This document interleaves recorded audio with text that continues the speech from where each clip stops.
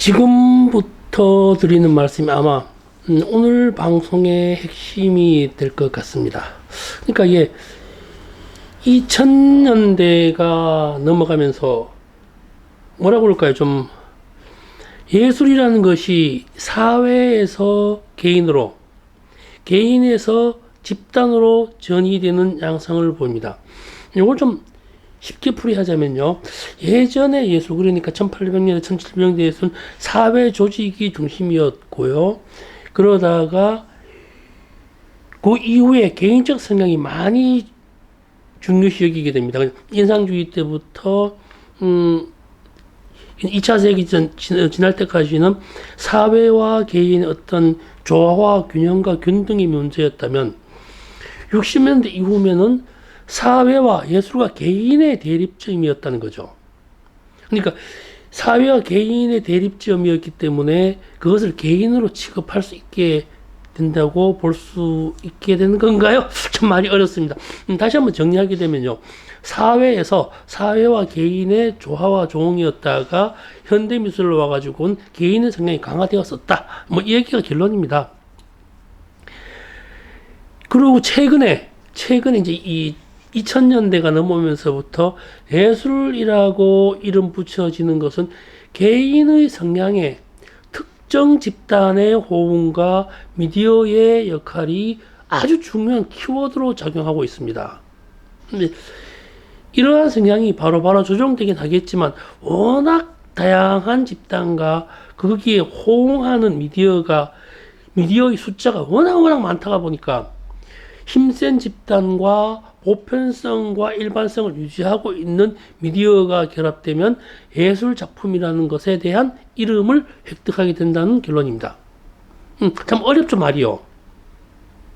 다만 어떤 힘센 집단과 보편적 미디어가 만나는 경우가 좀 드물기 때문에 특정의 예술이라고 인지하는 것이 좀 어렵긴 합니다만 2000년대의 양상을 보게 되면요. 이런 성향이 짧게 한 1년, 길게는 3년 정도의 검증 과정을 거치면서 예술이라고 남아지는 것 같아 보입니다.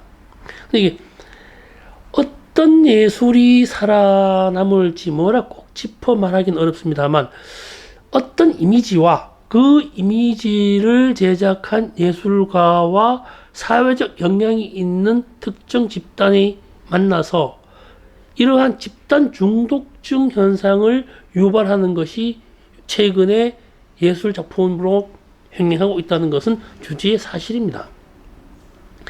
자본의 힘을 얻은, 근데 자본의 힘을 가지고 있는 누군가의 좀 특정된 이미지와 이 이미지와 유사하게 그림을 그리는 이들이 만나서 어느 집단에 의해서 이것이 예술이라고 서로 믿어버리죠. 서로 믿어버리니까 그것이 사회적 취미라는 분위기로 조성되어 버립니다. 아, 이거 아닐 수 있는데 이러한 분위기가 전이되는 곳에 소규모의 특정 아트페어가 역할을 담당하고 있죠.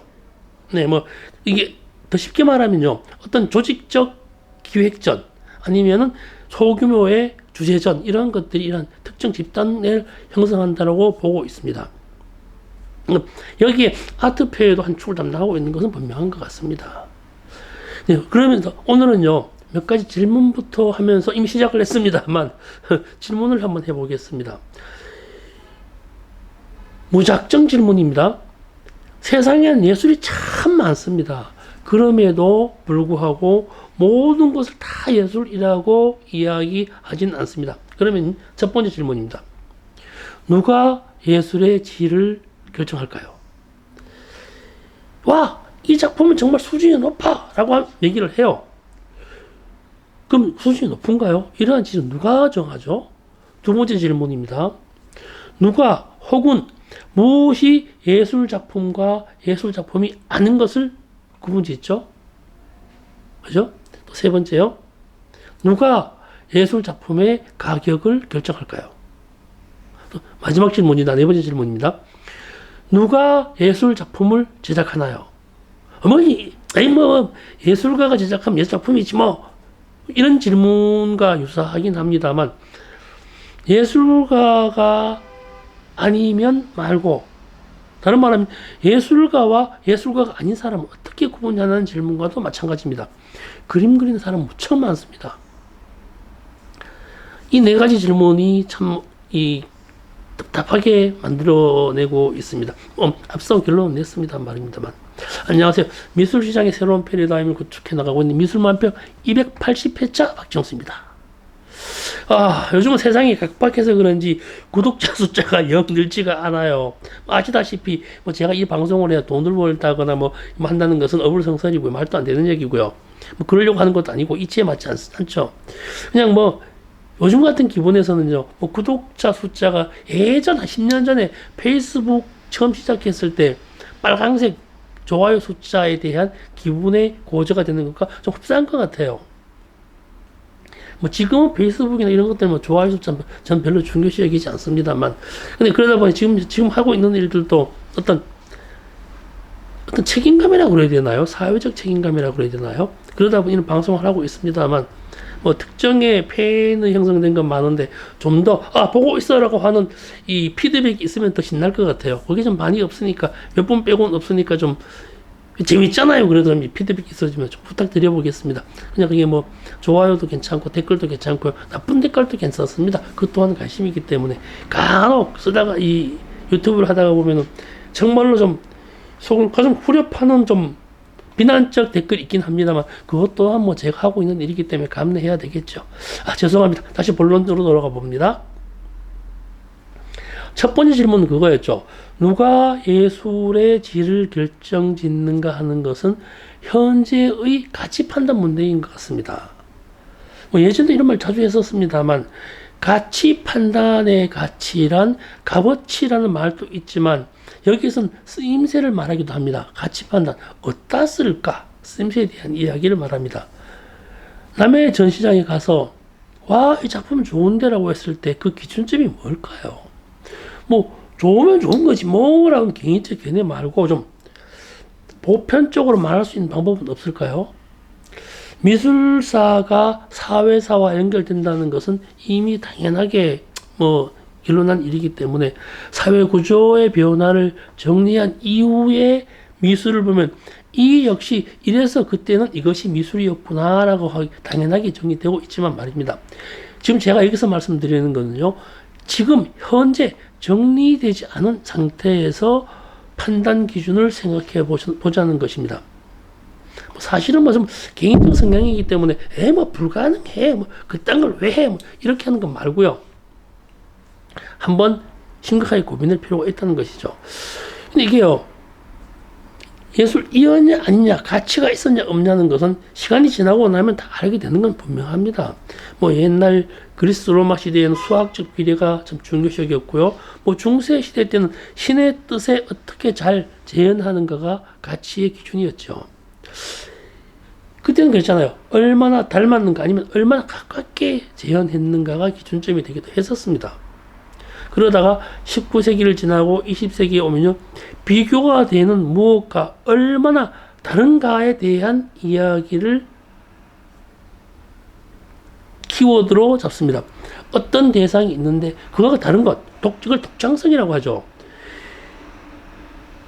이때까지만 하더라도 다르다는 것에 대한 무엇이 존재했었죠. 그 무엇과 나는 달라, 틀리다는 개념 아닙니다. 그것을 찾아내려고 대단히 애를 썼었죠. 개인적 성향으로 말입니다.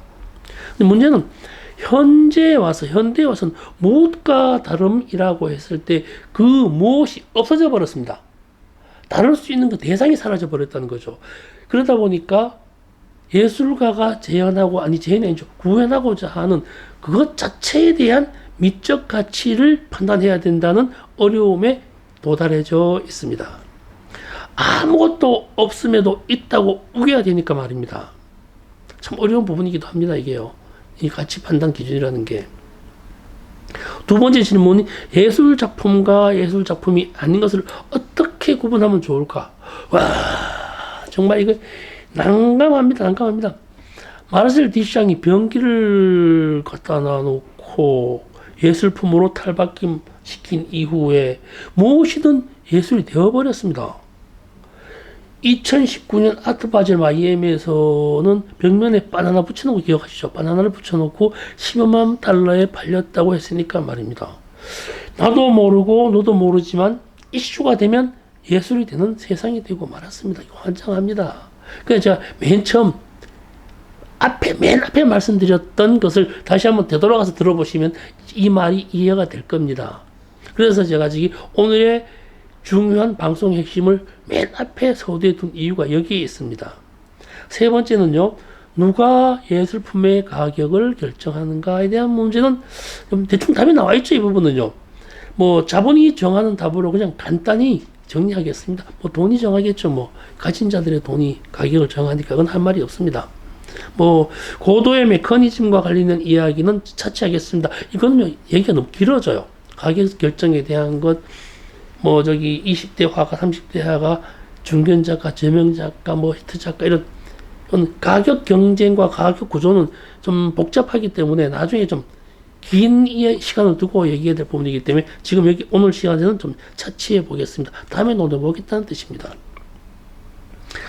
그 다음에요. 네 번째 마지막이죠. 누가 예술품을 제작하는가 하는 문제는 세 번째 질문과 연결되는 것 같습니다. 예술이냐 아니냐는 시간적 관계가 아니라면 지금 당장 마케팅과 관련된 것은 분명합니다. 아무나 작품을 제작할 수 있지만 이를 사회적 소통 관계인 제도권이냐 제도권 밖이냐에 대해서 달라질 수밖에 없습니다. 여기에다가 예술가와 평론가, 갤러리스트, 미술 수집가, 미술 수집상, 미술품 수집과 미술 수집상은 다릅니다. 딜러, 큐레이터까지 맘만 먹으면 다 될 수 있거든요.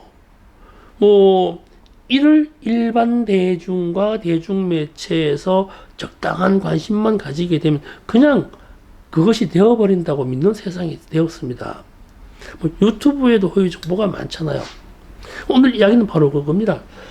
오늘 이야기의 키워드는 좋은 예술과 나쁜 예술에 대한 판단 문제라기보다도 현재의 예술이라고 하는 부분이 이렇게 결정되어지고 귀결되어져 있더라. 이를 조금 더 시차를 두고 기다려 볼 수밖에 없는 현상적 사회가 아닌가. 뭐 이렇게 보면서 오늘 이야기 마칩니다. 다시 한번 맨 앞부분만 몇 분 시작되는 앞부분만 다시 들어보시면요. 오늘 이야기가 어느 정도 이해되리라고 생각을 해봅니다. 좀 어려운 이야기였습니다. 네, 즐거운 하루 되세요. 고맙습니다.